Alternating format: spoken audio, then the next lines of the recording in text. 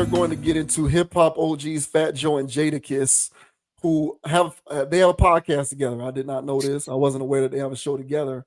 But during a recent episode of their podcast, they got onto the subject of rappers who live paycheck to paycheck, and they essentially, despite the lavish lifestyle that they portray for themselves publicly, they have to keep working to keep the money coming in order to pay bills because they are living paycheck to paycheck. Literally, that's what they said. These rappers live paycheck to paycheck. So, where are you at, Fat Joe and Jadakiss? Here it is. So this says Fat Joe and Jadakiss discuss record labels not helping artists. The whole system been a scam. So yeah, they also got onto the subject of streaming metrics and artists not being paid, and also artists not being supported by their record labels too. Essentially, basically calling the entire apparatus of the music industry a joke. On the latest episode of Joe and Jada, rappers Fat Joe and Jadakiss spoke about rappers living paycheck to paycheck and how record labels ripped off artists. Around the 31-minute point of the podcast, as seen above, Joe questioned why Tupac's record label never shelled out the money to bail him out of jail, despite him being the most popular rapper in the world at the time. Joe argued that at the time, Tupac didn't have the necessary funds to be bailed out without the help of Suge Knight, who later signed him to Death Row Records. He suggested that even the biggest artists are often living paycheck to paycheck because they're spending more because of their success. Joe asked if artists working while they're still in their 80s is because they love it or if they need to pay the bills. I'm purposely skipping the quotes because we're going to play the video. He said that regardless of how much rappers are making, there will always be more bills to pay. He also reflected on how the music industry has changed so that the music is a stepping stone now, with artists having to become entrepreneurs and make money in other ways. So here we go. So let me get off of this and let me present here. So this is a snippet of this exchange between Fat Joe and Jadakiss in which they are talking about this. Check. You think you check the check? You working every day, check the check. We check the check. If we buying $300,000 watches, homes, and everywhere, we check That's why the you check. gotta keep working. That's why you gotta keep working. Everybody is so rich, and why they fucking still working? You gotta fucking work. Yeah, you got kids in college. You got all type of shit going on. Yeah, mortgages. You got car notes. You got shit like they don't stop. The bills don't stop. The bills keep coming. I don't care. The bills is coming now. The bills is coming now. The train is coming. And so what happens is, I don't care how much money we make. It's almost like shampoo. The shit just slipped through your fingers. I'm not safe. No, I'm keeping it real with you. I am not safe with no amount of money. You don't know how many times I made $1 million and that shit was gone in like a month or two. And it's just regular shit. Yo, pay the lawyer, pay your insurance, pay this. Repeat process. Just this, that. And then you turn around and it's like, yo, where's the bread? Yo, bro. You know, Louis Vuitton ain't cheap, bro. All that shit you doing out here looking cute, it ain't cheap. And so there's always a check to check. I don't care how much money you make. That's crazy. That's crazy. Let me see. I did also want to touch on the part where they talked about like streaming and stuff. Mm-hmm. How the F is it with all of this streaming and all that? Is definitely more money, said Jada, questioning how artists appear to make less money in the streaming era. The way the streaming works is they actually pay you less, said Joe, recalling how he used to go out and buy physical releases. The numbers don't matter. 1,500 streams is one spin or one record sale or something. Whoever the F made that up, they hate us, Joe agreed. The whole system been a scam from the beginning. The math never added up with the record labels. So there you go. So yeah, what do you think about that exchange between these two guys and them talking about these rappers living paycheck to paycheck, and the fact that they got to keep working in order to continue to pay the bills and keep the lights on. Well, you already know Fat Joe is on my shark list. All right. Yeah. Mr. lied in 95% of my rhymes. He didn't Yeah. lie here though. Right. Here these were straight facts. Yes, I'll start with the music industry itself being a scam, especially since it moved over to streaming. Now they were already ripping off artists back when they had vinyls, back when they had CDs and cassettes. Okay, they was ripping people off back then. But once they came up with the advent of streaming, that is the best finesse the industry has ever come up with to make sure that these guys don't get a dime. All right. Because like they said, in that clip, we didn't play that one, but there's a clip out there with them talking about the streaming. And Fat Joe said, hey, he'll buy a lock CD or whatever, and he'll play it as many times as it would allow, basically. But once it break or he lost it or somebody else got it or something like that, he would just go buy another one, but he would listen to the songs all the time or whatever. And, it's like a pattern of, you will always buy from the artist. But he said now with this streaming type of thing where, you can just have it into perpetuity. You can just listen to one song into perpetuity. And even if you listen to that song 15,000 times, 20,000 times, that's still going to equate to one album sale, And so their whole thing was like, and that's when Jadakiss was like, hey, who said that this many spins equals one album sale? And we talked about that before when we were talking about the music industry. And I know that these guys in their circles talk about it. And so here they were clearly talking about it in the sense that, yeah, man, those guys were getting jerked back then, but they're really not seeing those checks now, which spills over into this next conversation where they're sitting there talking about, hey, man, we live check to check just like anybody else. That's why they got a podcast. That's why they're sitting there podcasting. Absolutely. Yeah. Yeah. Those checks ain't coming in no more. You know what I'm saying? And they can drop an album, this year, next year, or whatever. Those numbers ain't gonna do what they did back in whatever, back in 99, back in 2006, because these are different times. So so somebody can play the hell out of Jadakiss' new album if he came out with something. You're gonna get like $2 off of that. It's a finesse.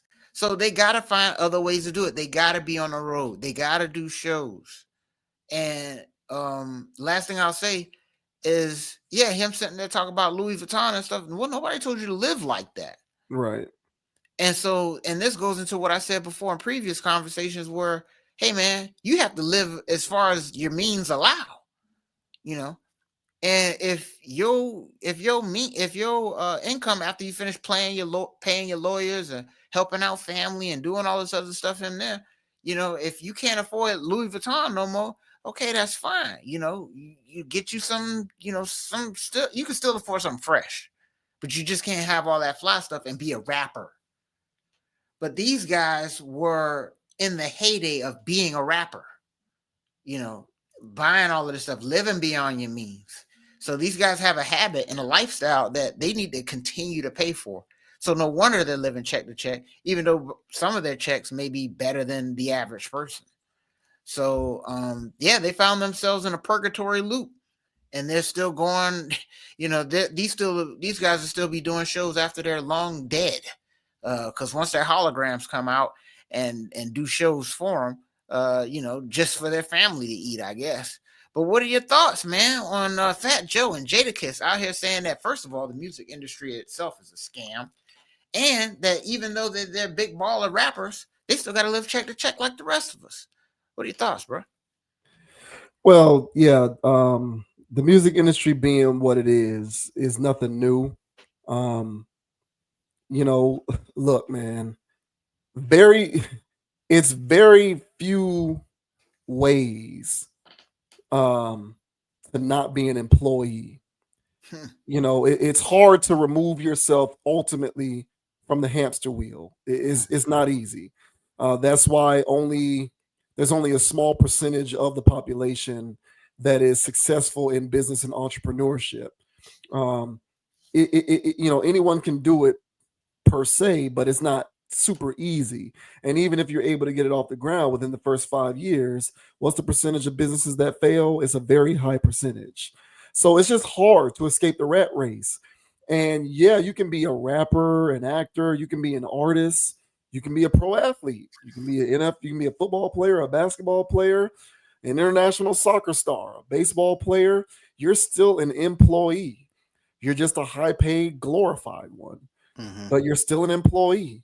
And what is one thing that all employees have in common? They got to go to work.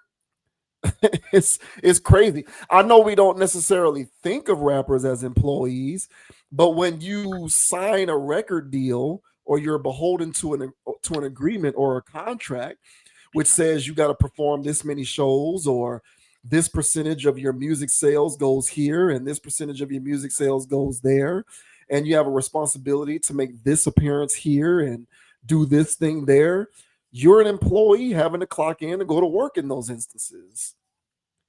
Uh, you know, um, theoretically, it isn't exactly the same as me showing up to work every day to earn my salary, but in practice, pragmatically, it's not that much different.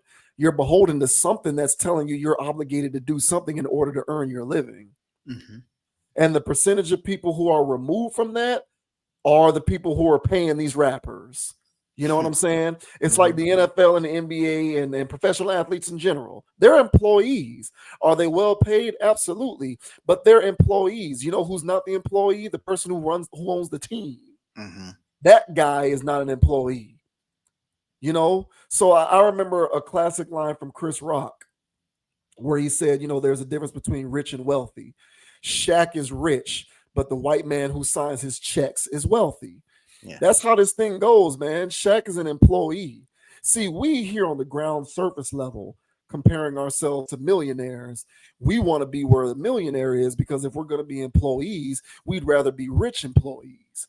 But don't make the mistake of thinking that just because you're a millionaire, that you're not an employee, or that you're somehow removed from some of the constraints inherent in being an employee. These people are employees, and rappers are getting skimmed off the top, just like a pro athlete who has to sign a lesser deal because they couldn't get a better deal on the open market or whatever the case may be.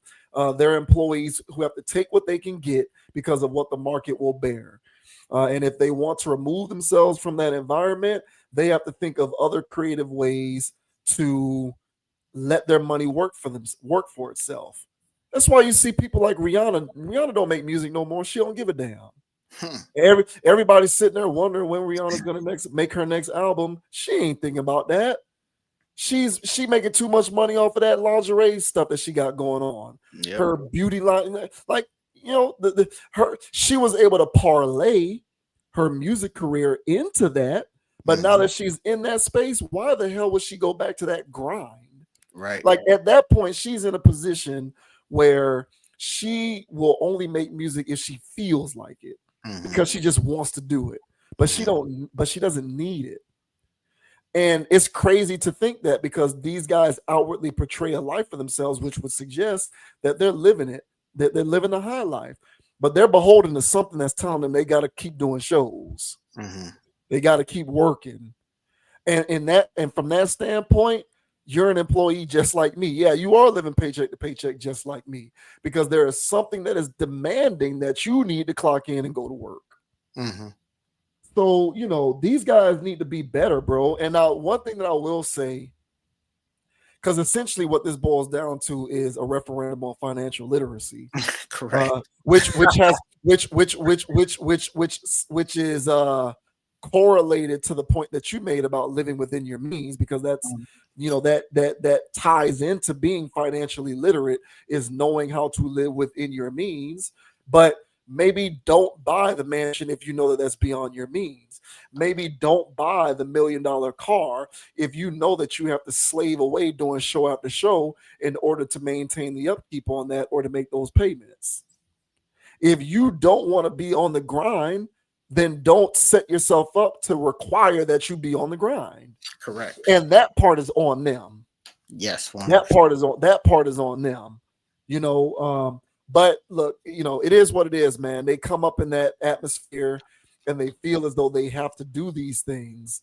And that's where more modest rappers have the advantage. Mm-hmm. That's where people like Currency and J. Cole have an advantage Mm-hmm. because they don't maintain the ideology or the mentality that they have to live up to that moniker. So for them, living within their means is an easier feat to achieve because they aren't caught up in that wave of being a superstar. Right. And for the rest of these rappers who are caught up in that wave of being a superstar, you damn right, y'all gonna be touring 24/7. So good luck because I guess financial literacy isn't cool enough for a lot of these guys. They feel like they got to keep doing this stuff. But yeah, you're gonna be Rod Stewart, like Jadakiss said. You're gonna be 80 years old doing Vegas residencies. Yes. You think Usher does a Vegas residency because he doesn't need the money? Right. Exactly. And like, look, I'm a fan of Usher, but if Usher really didn't need the paper, he would not maintain a residency. Because the convenient thing about a residency is you got them shows booked. Right. You know what I'm saying? It's baked into the bread of the arrangement. Mm-hmm. And you don't gotta bounce around from one city to the next. Correct. Exhausted all the time. You can just stay your behind in Las Vegas and perform show after show. Yeah, and you can drop cherries in random mouth, bro. Yeah. So like as much as I got a lot of respect for Usher, I'm an Usher fan. But Usher does that because he needs the money. No, now does he enjoy performing, and does he is he a performer? Is it in his heart? Does he love performing? I would imagine so. But does he need the money? Yes. He does. He does. And that's why a lot of these people do reality television because they need the money. Yep. So it ain't always rainbows and unicorns for all y'all out there who be believing the hype from some of these goofy rappers. And I remember Scarface. Scarface was on Freeway. Freeway had a track on his album. I think it was called Free at Last. I think it's from 2006. Scarface was on one of those songs, and Scarface said, "I don't want to be another joke 55 doing concerts relying on a show. So I stack my green to match my means. I'm straight Jewish. When people spent money, I ain't do it." How many people really think you balling in the eyes of the public, but really didn't get to touch it? And and you see, Scarface, he's a legend. And I would imagine he's done well enough for himself financially that he does not have to be 55 years old, still running around doing shows all the time. And so if that's your ultimate goal, is to not be working like a dog, and you'd rather be enjoying the fruits of all the labor that you put in, you should set yourself up for that.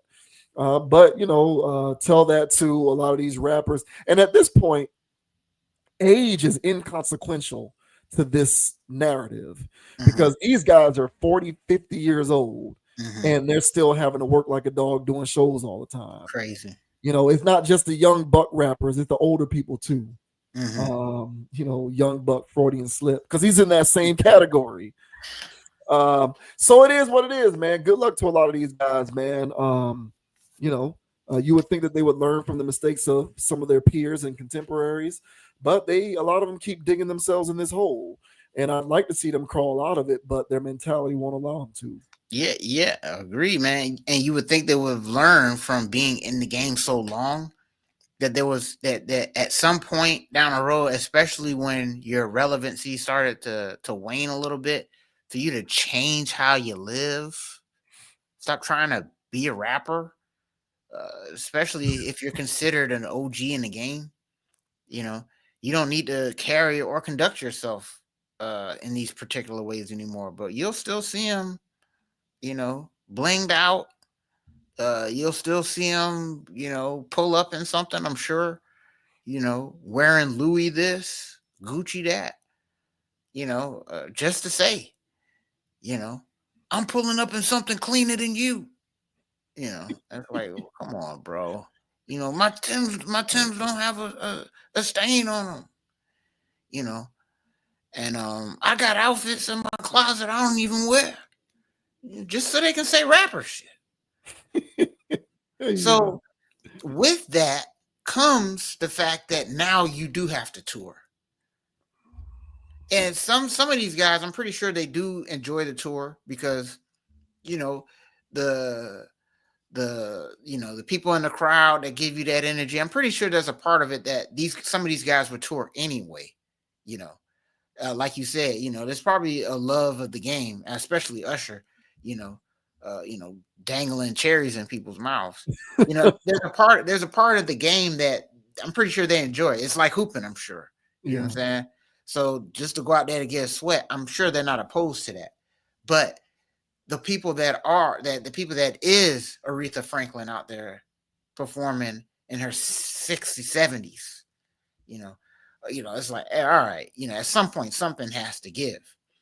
And I know you're bringing in enough from these shows to live a little bit more modestly. But at some point that doesn't happen. So yeah, you are at this point for these veteran rappers, they are creating their own slavery, in a sense that you don't have to live that way. You don't have to live in New York if the rent's high or whatever's high there or whatever. Like y'all have so many options at y'all disposal that y'all don't have to be this paycheck to paycheck merchant. But here you are doing that. So now I know that there's enough.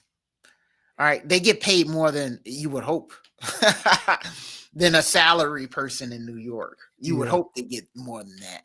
But I mean, I don't know, man. They're doing podcasts, so maybe not.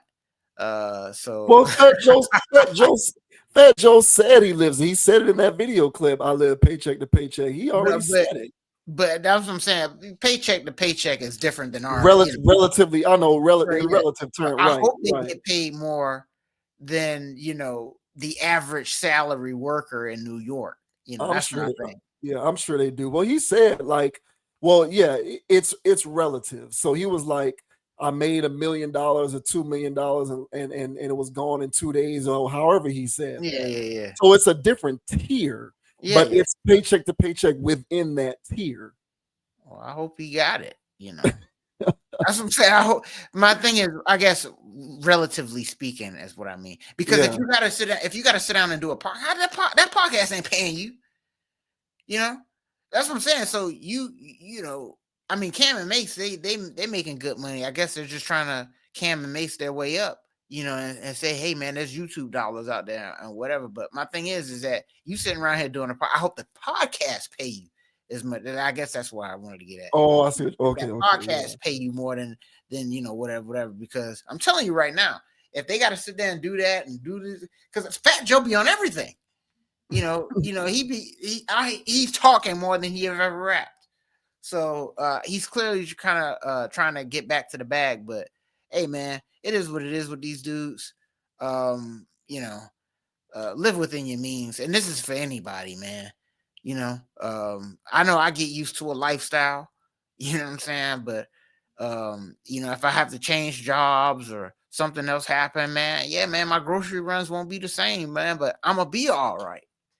You know what I'm saying? But you got to live within your means, man. So for these rappers where the paychecks ain't what they used to be a little bit long ago, you can curtail that so you don't have to live check to check. So I guess best of luck to these guys and best of luck to their podcast. I mean, I would love to hear Jadakiss talk because every time, he's a mystery man to me. So I want to hear what he got to say about stuff. Well, they got a lot of competition, that's for sure. Yeah, they got the conscious approach out there, man. Like what they talking about? Good luck, man, because they got it is what it is. They got drink champs. They got a lot of competition. Every rapper now, well, every other rapper. Yeah, I want to hear that though. I want to hear Jadakiss. Yeah, well, I don't know. Good luck to them. I'm with you on that one, but man, stiff competition, and it's tough to feel like you gotta get into the podcast game in order to, keep up your momentum, because that is certainly an oversaturated market. Take it from someone who knows it. All right. That's gonna do it, man. Once again, JV Wins Dogon SS, another fantastic edition of Conscious Approaches in the books. We thank everybody who tuned in. Major shout out to Marcus Dudley as always, and major shouts out to the brother Marcus Dudley for the super chat. Oh shit! Our second super chat all time. He is certainly the biggest friend of the channel there is. Absolutely. Follow us on Instagram at ConApproach, ConApproach. I am also on Instagram at JVWins, JVWINS. Check out the Conscious Approach page on TikTok, also at ConApproach, ConApproach.